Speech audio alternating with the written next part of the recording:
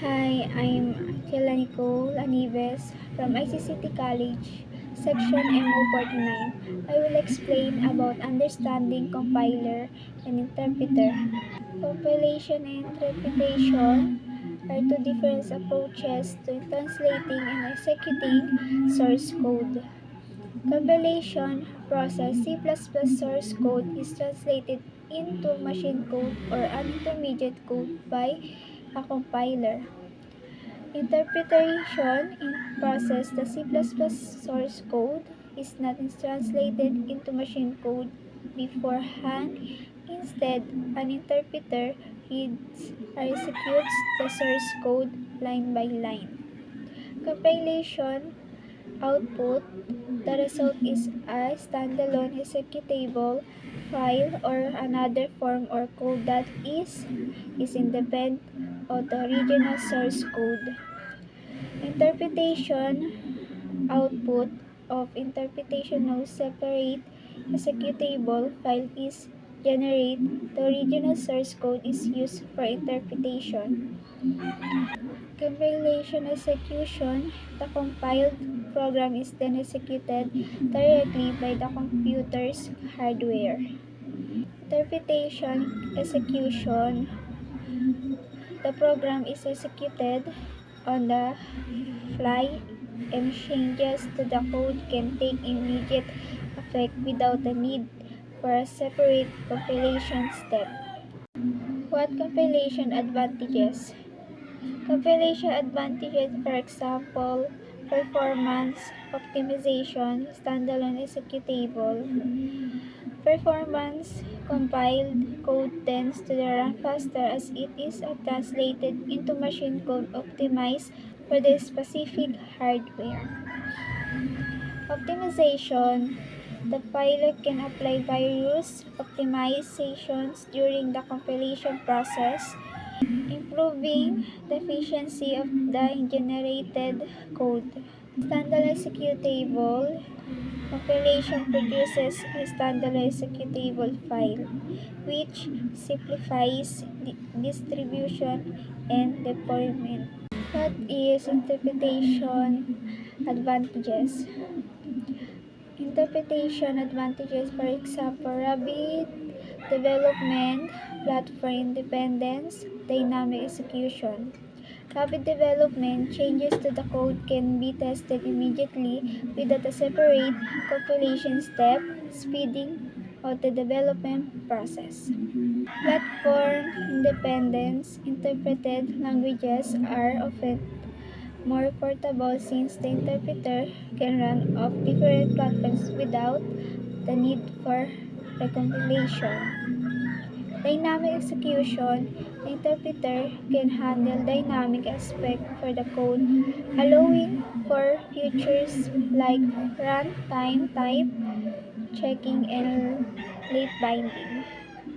In practice, the choice between compilation and interpretation depends on factors such as performance requirements, development, speed, and platform considerations.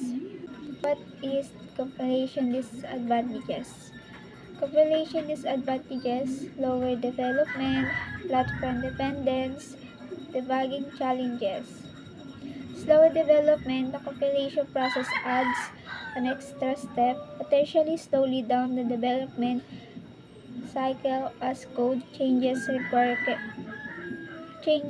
the compilation. Platform dependence, compiled code may be platform specific, requiring separate compilation for different target platforms. Debugging challenges,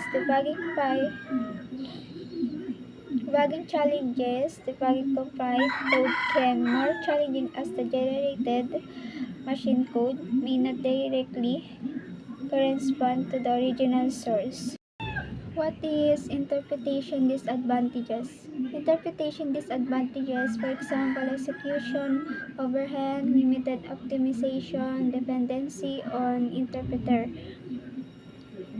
Execution overhead, interpreted code tends to run slower than compiled code since it is translated on the fly during execution. Limited optimization interpreters may not perform extensive optimizations compared to the compilers, affecting the overall performance of code. Dependency on interpreter. Running interpreted code requires the presence of the interpreter on the target system, potentially introducing compatibility issues. The choice between compilation and interpretation involved trade-offs and hybrid approaches like just-in-time. Compilation aims to combine the benefits of both paradigms. What is Python? Python is a versatile and powerful programming language known for its simplicity and reliability. It serves as a high-level language suitable for various applications, including web development, data analysis, artificial intelligence, scripting, and more. Python's extensive standard library and large community contribute to its popularity, making it a go-to choice for beginners and experienced developers.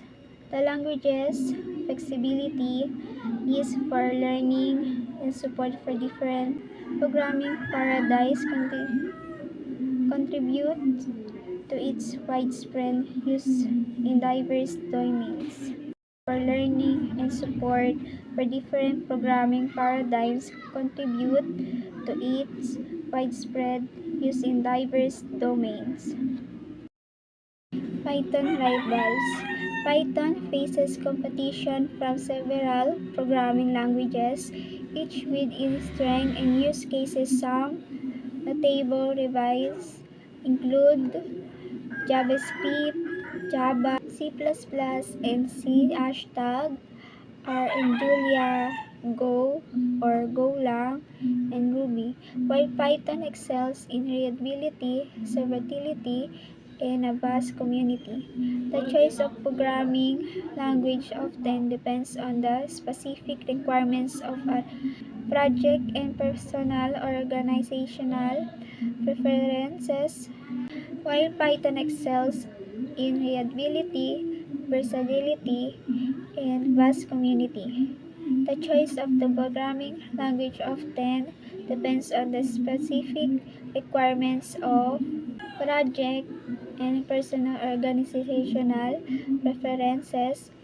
Each language has its strengths and weaknesses, making them suitable for different scenarios. There are two main kinds of Python called Python 2 and 3. Regarding Python versions, Python 2 was the earlier version of the languages. However, it reached its end of life on January 1, 2020, meaning it no longer receives official support, updates, or security patches. Python 3 is the current and recommended version. It introduced various improvements and changes to the enhance the language. Most of the active development and community support are focused on Python 3. Within each major version, Python 3, there are incremental releases, Python 3.6, 3.7, etc. Each bringing new features, optimization, and bug fixes. It's generally recommended to use the latest stable version of Python 3 for new projects to benefit from the latest enhancement and security updates. How to download and install Python. To download and installing Python, Step 1, visit Python website. Step 2, navigate to downloads. Number 3, choose Python version. Step 4, download installer. Step 5, run installer. Step 6, add to path or optional. Step 7, verify installation. Now, you have Python installed on your system, and you can start writing and running Python code. How starting your work with Python? To start working with Python, step 1, install Python. Step 2, choose a text editor or IDE. Step 3, write your first script. Step 4, save and run. Step 5, explore Python documentation. Step 6, experiment and learn. This simple step allows you to start coding with Python. As you gain familiarity, you can delve into specific domain like web development, data science, or machine learning based on your interests and goals.